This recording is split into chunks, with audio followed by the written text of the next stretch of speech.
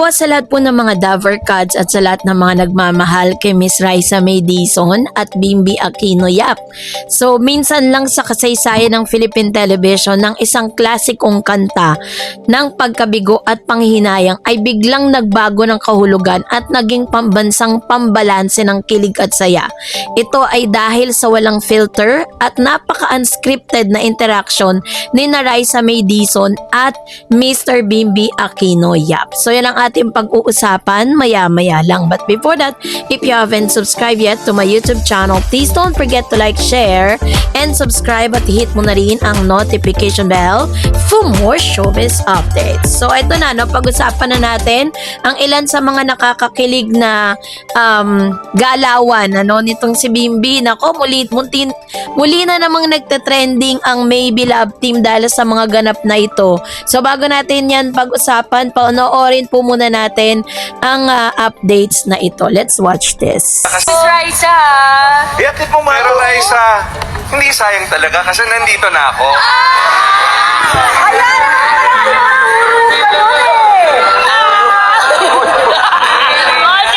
Atid mo muna siya doon. Atid mo muna siya doon. Ayaw ko pala. Sabi naman yun. Work po tayo. Sister, parang... Sa gitna ng kulit, Sayang na sayang talaga dating pag-ibig na alay sa'yo.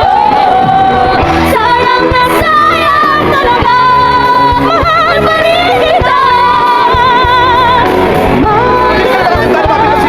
Sa'yo. sa gitna ng kulit, Grabe to, ang Thank you, studio. Ma'am Charmaine. Hindi ba? Kagulo ang Dover Cat. Di ba Raisa sinabi ko Eh, na? oo nga, hindi na Ano? sayang. Ay, ayoko na kumanta ng sayang na sayang. Bakit? Hindi na nga po sayang. Bakit? Kanta lang naman yun. Opo. Kanta lang naman yun. Grabe naman. Thank you po, Ate Shervin. Thank you, po so Raisa. much, Thank you, ma'am. Okay. sa gitna ng kulitan sa live broadcast, ang kantang Sayang na Sayang na kilala sa Pighati na nawaglit ng pag-ibig ay binaligtad ng dalawang bata. Mula sa tanyag na linya na sayang talaga ay ipinaglaban ni Bimby at Raisa na hindi na sayang. Ano nga ba yung tunay na kahulugan ng pahayag na ito at bakit hanggang ngayon ay nagiiwan ito ng napakalaking marka sa kulturang pop ng Pilipinas? So narito ang ilan sa mga malalim at nakakakilig na pagsusuri sa makasaysayang eksenang ito. So ano nga ba yung konteksto, 'di ba? Ang dalawang munting between ng 2 at 7, no? Dati kasi si Bimby 2 talaga 'yan eh. So ngayon 7 na siya. Upang maunawaan ang matinding impact ng eksenang ito, kailangan balikan natin yung konteksto ng telebisyon noong panahong 'yon. Si Raisa May Dizon, nagmula siya sa Little Miss Philippines 2012. Mabilis siyang nabihag ng puso ng masa dahil sa kanyang angking talino, mabilis mag-isip, witty, natural na komedyante. Siya ay kinatawan ng simpleng pangarap at pagiging baklad or makamasa. Si Bimby Aquino Yap, ang anak ng Queen of All of Media na si Chris Aquino, ng basketball star na si James Yap, lumaki sa harap ng kamera, may iconic na social at konyo charm. Magkatagpo ang dalawa sa platform ng Eat Bulaga. Nagkaroon ng tinatawag na sosyolohiyo ng cultural crossover. Ito ang pagtatagpo ng dalawang magkaibang mundo, ang sosyal at ang masa. Sa pinaka-imposibleng ngunit pinaka-pure na paraan sa pamamagitan ng dalawang bata, ang deconstruction ng kantang Sayang na Sayang or elemento orihinal na kahulugan ng kantang Bimby at Raisa. Ito yung kanilang version kasi yung tema ng panghinayang parang nawalang pagkakataon at lungkot, pag-asa, kasalukuyang saya at pagtatagpo, no? Pangunahing linya, sayang na sayang talaga, pag-ibig na naglaho, di na kasi sabing gano'n nung pinalitan nila, no, nung binago nila yung konteksto ng kantang ito. Sabi dito na parang sayang na sayang, pero ang pag-ibig na naglaho ngayon di na sayang kasi nandito ka na. Magkasama na tayo. Emosyonal, pighati at pag-aalala sa nakaraan na pura at walang mali siyang kilig ng kabataan. Mensahe, late na lahat. Sakto lang ang darating na tamang tao sa tamang panahon. Sa original na version ng kanta na pinalatag ng Aegis at Madeline Reynes, ang sayang na sayang ay tungkol sa dalawang taong hindi nagkatuluyan dahil sa maling panahon o mga hindi nasabing damdamin. Ito yung awit ng regret. Subalit noong pagpatugtugin ito habang nagkasama sina ni Raisa at Bimbi sa screen, pinalabas ng dalawa na ang kantang ito ay hindi na dapat maging lungkot. Nang sabi ni Bimbi o suportahan ni Raisa na hindi na sayang, ipinapahiwatig nila na sa maikling salita na nahanap na ang katapat. Ang dating nawala o nainip na pagkakataon ay nabuo na dahil nagtagpo silang dalawa. Kaya wala na, hindi na malungkot ngayon yung meaning ng sayang na sayang. Hindi na siya regrets.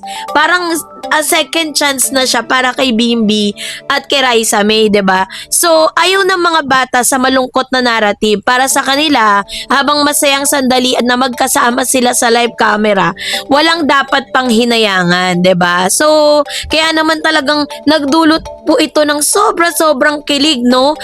Nagkaroon siya ng tinatawag na psychological impact. Ang kilig na naramdaman ng milyong Pilipino sa eksenang ito, iyon ay hindi lang basta sa simpleng love team.